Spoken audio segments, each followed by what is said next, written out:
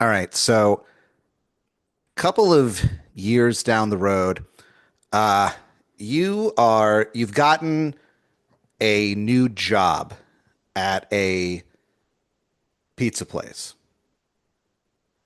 Why am I working at a pizza place? That's a pretty significant career change from like what I've been doing. So, There's nothing wrong with it. I'm just like, why am I? so the reason that you made the change was you were you were hired to judge a pizza eating contest put on by the city of Los Angeles. They've started a new tradition every year in LA where the mayor, like you go down to City Hall and the mayor himself, like, is there and he presides over the opening of the pizza eating contest. And it's like a pretty big deal. If you win, you get the key to the city, which will literally open every door in Los Why? Angeles. Why the fuck would they give that to somebody for eating pizza, Pat? It's a very prestigious award. You also get $300 gift card to the Darden Family Restaurant Group. That's a very prestigious key.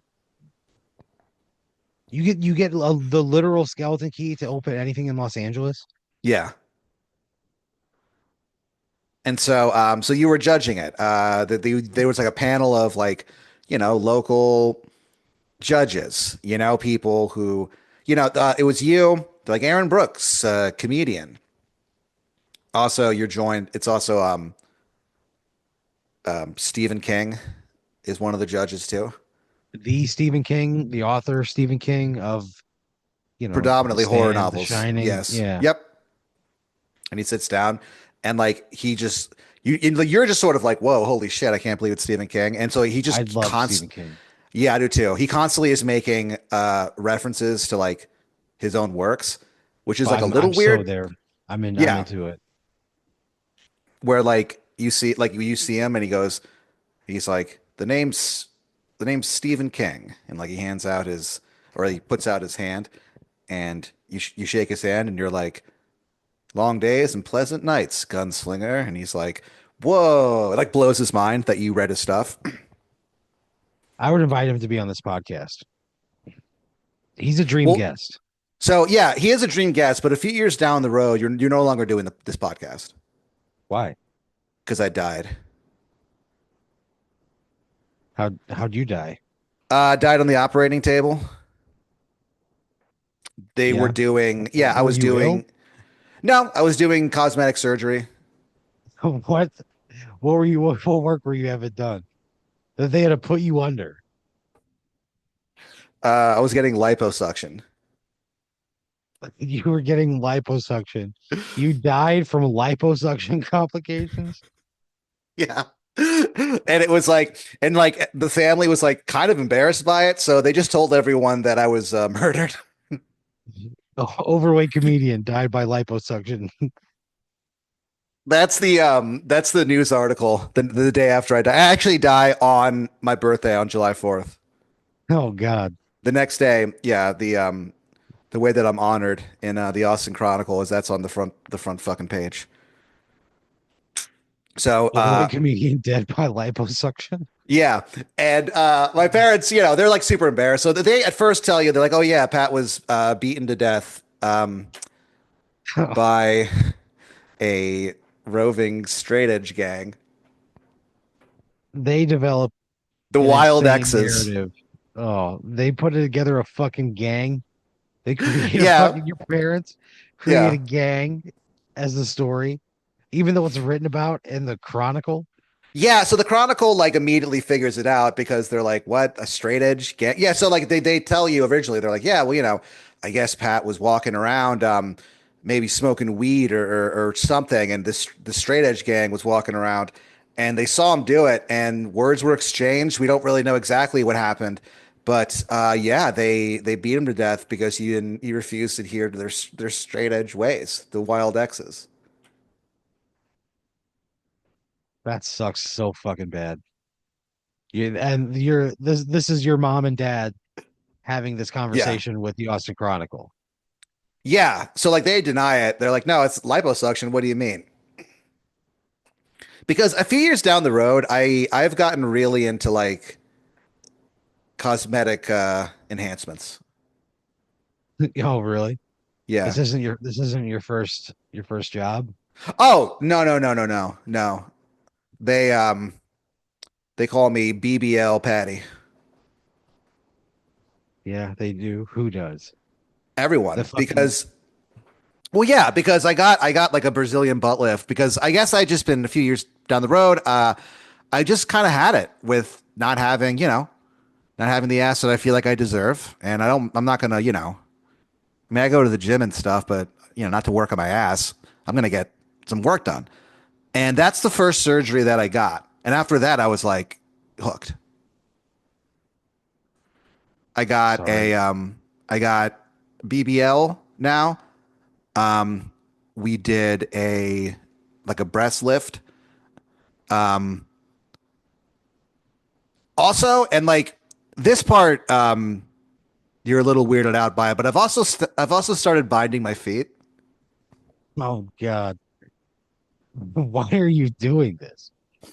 I don't know. I mean, I guess maybe I've like, I need a change. This whole thing I got going on right now, clearly isn't working. So let's try something new. And boy, howdy did I. And I sure paid the price for it. So the lesson really, and you say this at the funeral, you go, guys, the lesson here is just be happy with who you are.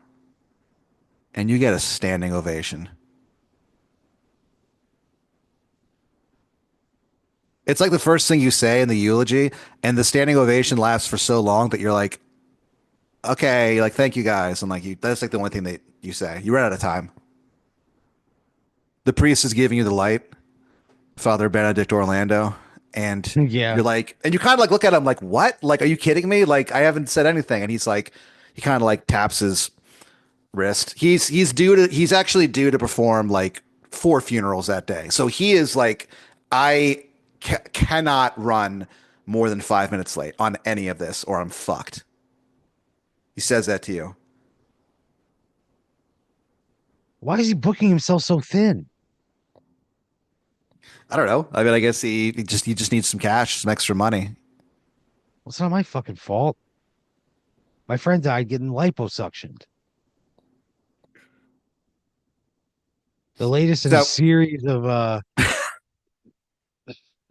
yeah. fucking plastic surgeries. Um, the thing that I was really looking forward to that I never got to do, and you're like, you weren't planning on bringing this up or anything in the eulogy, but I was gonna get like my I was gonna get a procedure called the nut smoother. It's exactly what you think it is. But you're like, his parents don't need to know that. Does So it fill the sack so it's smooth, or does it draw the sack back against the balls, revealing their surface? draws it back, dude. Oh, so it significantly decreases the just the volume of your sack, but it tightens everything up. It tightens things up to where it was, back in the day. It's a procedure pioneered by this kind of maverick What do you mean of by a back in the doctor. day? What do you mean like the fucking When you were a young, a oh younger okay. man, For some you're reason I thought people in like the 1400s had very taut ball incredibly sacks. smooth. No, Yeah, oh okay. I don't think so. I mean, if they did, it wasn't written about much in the history books that I read, Yeah, what's but perhaps they the did. evolution of the sack over time? And when I told you that I was going to get the nut smoothing, you actually did do some research. You were like, I wonder if like what people back in the day did, and you're not really able to find a lot. And so, yeah, so it They gives were you too the busy appearance, surviving cholera. right? It gives you Not worried about the fucking nuts. it gives you the appearance of having the nutsack of a much younger man, a significantly younger man. And so I was gonna do that, but I never got to due to my untimely death of the liposuction. Yeah, so the nut thing, it was pioneered by this doctor. He's kind of like a rebel. He's known as a rebel in the medical industry. His name is Doctor. Eric Deadly. God damn, why would you ever go to a doctor with that last name? Dr. Deadly. It's ridiculous. His Pager middle name, Dr. Deadly. yeah, his middle name is it's pronounced murder, but it's written Murdre. It's a family name.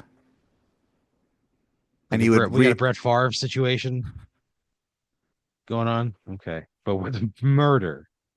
with the word murder. Yeah. Eric Murder Deadly. Dr. Eric Murder Deadly, sorry. Yeah. And so yeah, he's a guy who, he kind of spits in the face of the establishment. He's almost like CM Punk, but like like a surgeon. Whatever that means. Are you fucking kidding me? What the So fuck does that even mean? it means he feels like he's the voice of the voiceless as far as like surgeons go, especially, ones who operate mostly on, men's genitals, I guess. But so anyway, so yeah, so you're not doing this podcast anymore, but you do meet Stephen King, which is pretty cool. And you actually tell him like, you were kind of you were always, Pat and I, the late Pat Dean and I, we always said that that you were like our dream guest. And he's like, ah, too bad that guy's fucking dead. And you're like, yeah, too bad. And then then like you guys are sitting there for a second and you look up and you see this guy like just running and he's holding a like a bag that has like a dollar sign on it and he's like wearing all black and he like runs and then you see like a cop run after him and then Stephen King turns to you and he goes, "The man in black fled across the desert and the Jesus gunslinger Christ. followed." He's like, and then you just kind of look at him and he's like, "I really like the gunslinger." He goes, "Ever read it? The Dark Tower?" Written by yours truly.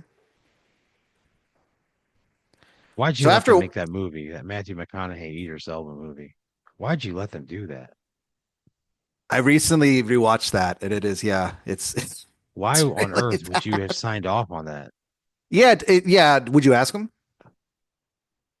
No. If I had a limited amount of time with Stephen King, I would not ask him about the Dark Tower adaptation? The Dark Tower with Matthew McConaughey and Idris Elba.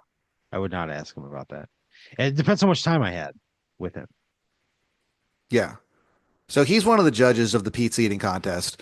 You, Stephen King, and Brett Scallion from the band Fuel. You guys Mr. are, Bowser from the coast. and when you introduce yourself to him, he goes, "Aaron, it's nice to meet you." Like he's like a really nice guy. And when you guys sit down, he's like, "It's crazy. There was this guy, Aaron Brooks, years ago. He used to like tweet at me a few times a year." And he's like, "It was really strange." And you're like, "Oh," and you just start sweating immediately, but he doesn't notice. God damn. I would say, did you ever respond to him? He goes, "No, I never did." Why not? The pizza eating contest starts, so he doesn't actually like answer. God Um, damn it. so anyway, so you're one of the judges of the pizza eating contest, and one of the people who so it's put on by what's referred to as the five families of pizza, the five pizza families of Los Angeles. These are Yeah. like five different groups, five different families who own the biggest pizza places in town. There's the Rigatoni family. They own a place called Shy Guy Pies. There is a place. Uh, there's a family called the Sopranos, Jesus and Christ. they own a place called A Friend of Ours Pizza.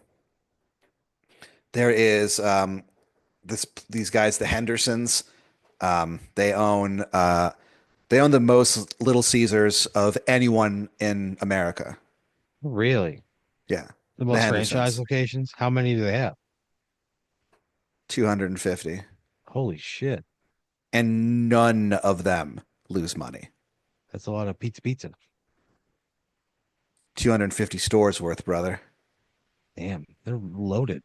Yeah. Plus they also, but they still know how to have fun with it. They do pop up Little Caesars events sometimes where they'll like show up at like a bar or something, and it just when people are walking out, they're like, "Hey, we're selling little pizza, well, Little Caesars." And of course, drunks leaving a bar late at night. Fuck yeah, we'll get some Little Caesars, Yeah, yeah, So yeah, yeah, they're doing absolutely. the Hendersons, Mr. and Mrs. Henderson are doing very, very well for themselves.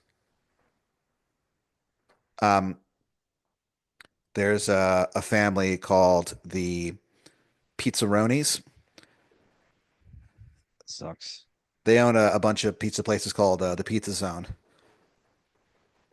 And there is the Mangiones.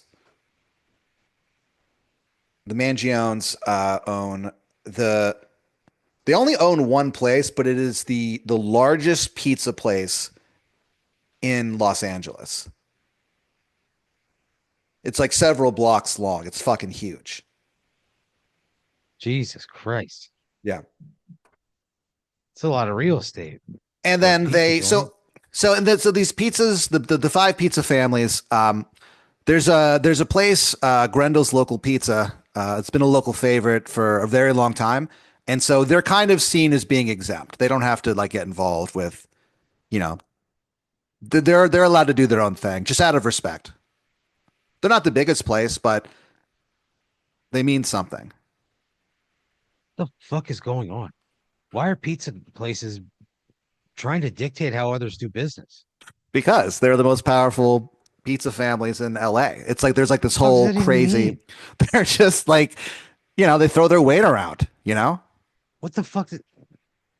These are independent businesses. Right. But they go like, look, they'll go to like distributors, pepperoni distributors, and they'll be like, look, you deal to me and me only. If you sell pepperoni to like a Domino's pizza or like Papa John's or like whatever, I get a cut of that money. It's like that kind of thing. It's insane. They're shaking down pepperoni distributors. Yeah.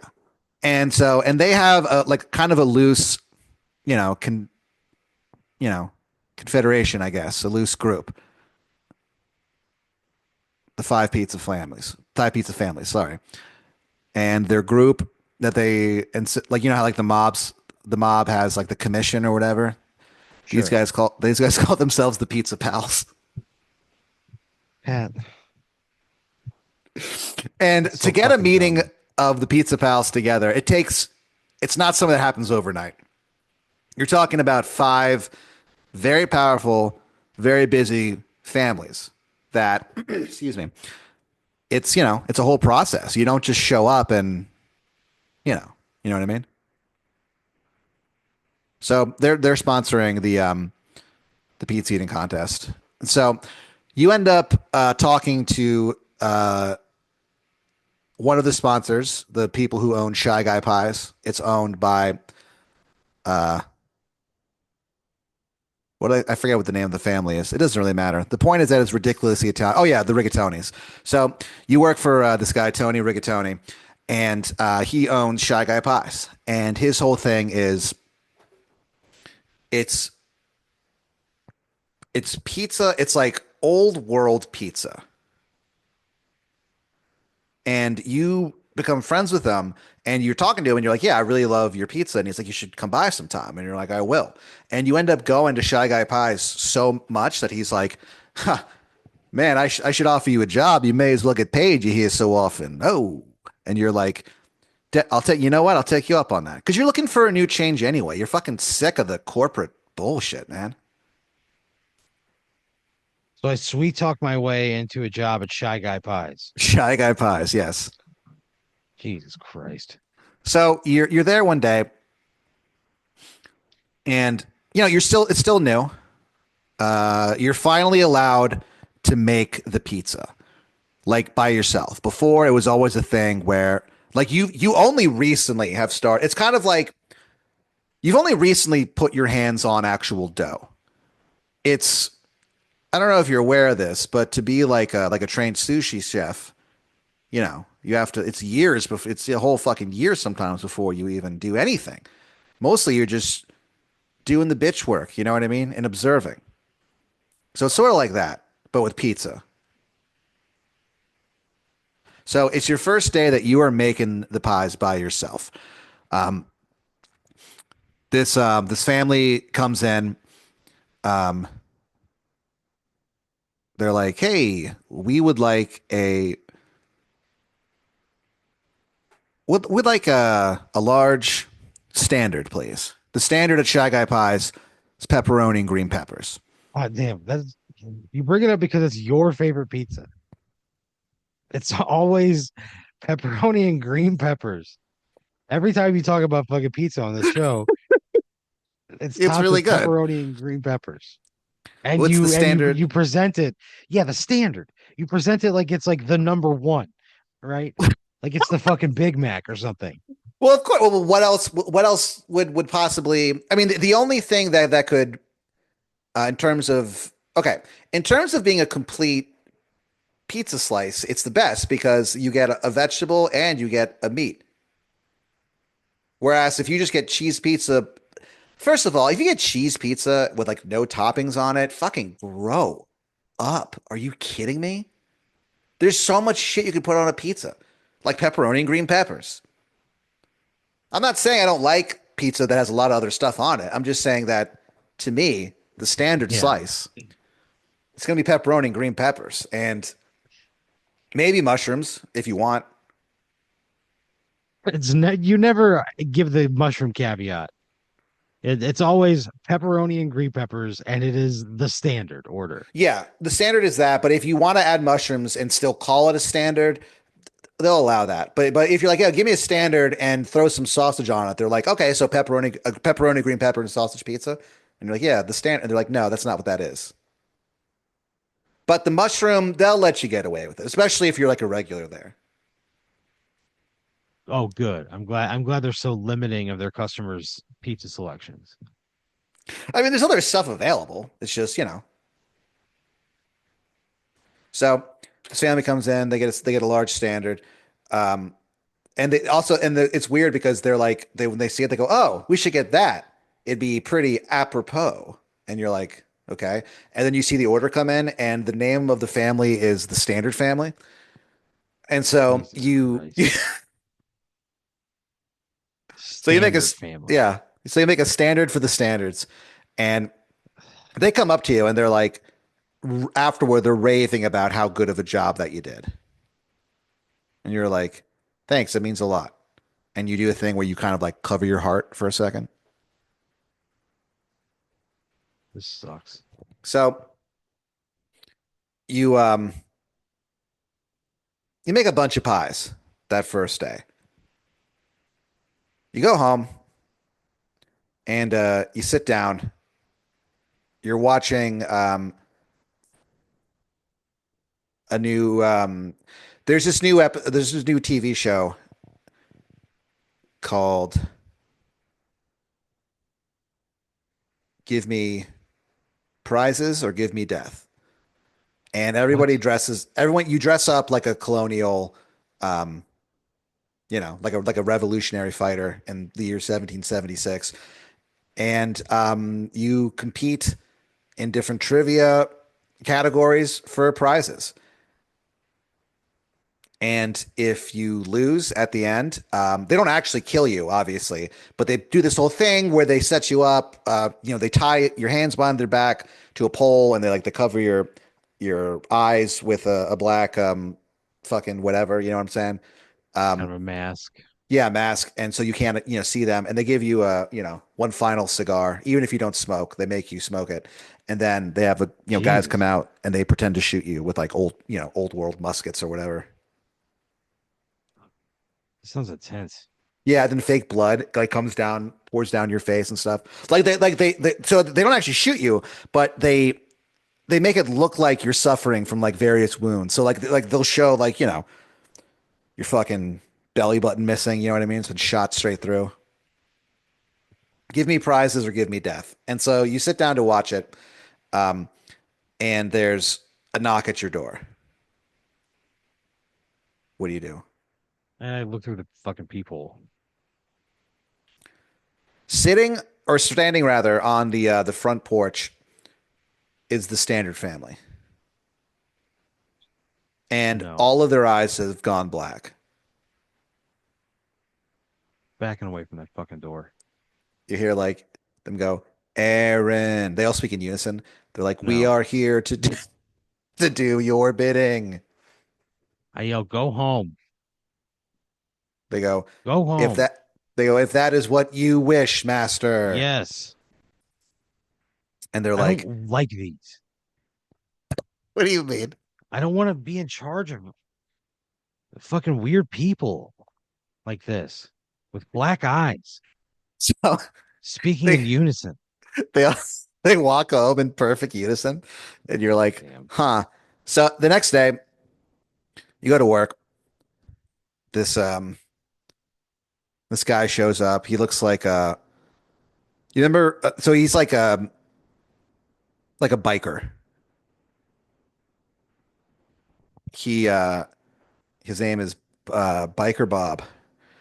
He shows up. He's like he's like, "Oh yeah, give me a slice of the Standard." And you and he goes, "Why is it called the Standard anyway?" I don't And then you fucking go know. and you're like, "Oh, it's like a tribute to a fallen friend." And he like gets super like his eyes well up and he was like, "I've lost a few friends too." And you look at him and you're like, "Do you need one now?"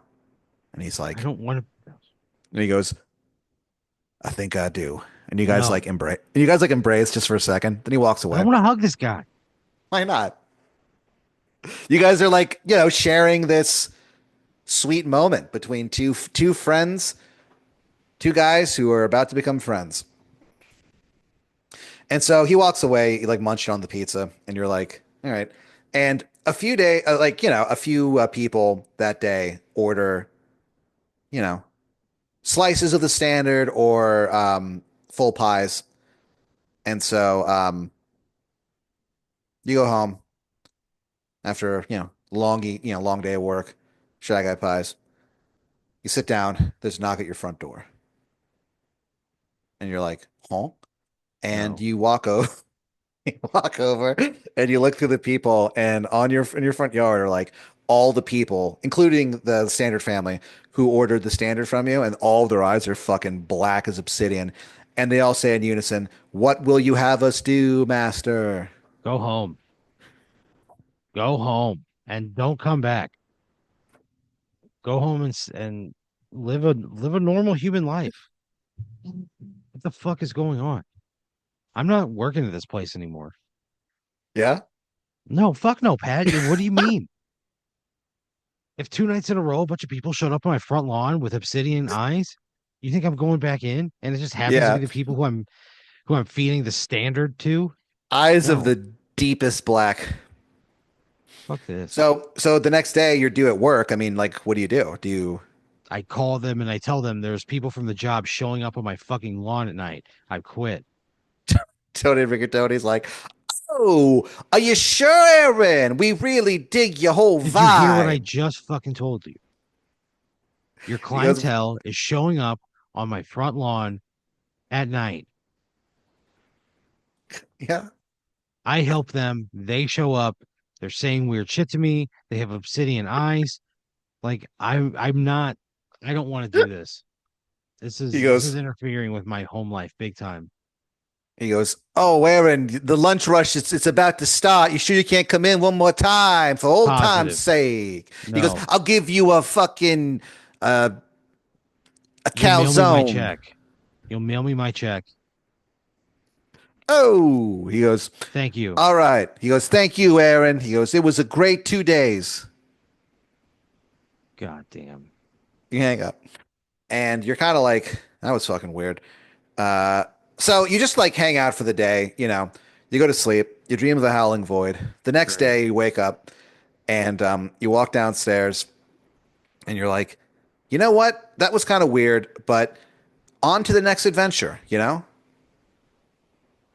And you walk outside and on the front lawn are all of the the people who ate the standard, and their eyes are even in the daylight the blackest eyes, the devil's eyes, and they all say in unison, "Why did you abandon us, Lord?" I don't want to be in charge of anything. And then Okay? they all beat the shit out of So you. They what the stop, fuck? they stop you to death, Are you and kidding me? On my they're all front porch? yeah, and they all sob as they do it. And all Whatever. of Fuck them, the this. last thing that you notice before you die due to being stomped to death, is just the faintest I don't want it. smell of red sauce. This fucking sucks. And ironically, when they're done with you, you are like as perfectly flat as one of the pizzas that you Jesus would make at Christ. Shy Guy Pies. This sucks. Fuck Shy Guy Yeah. Pies. Fuck you. Fuck all those people. Stay off of my out of my life. Get out.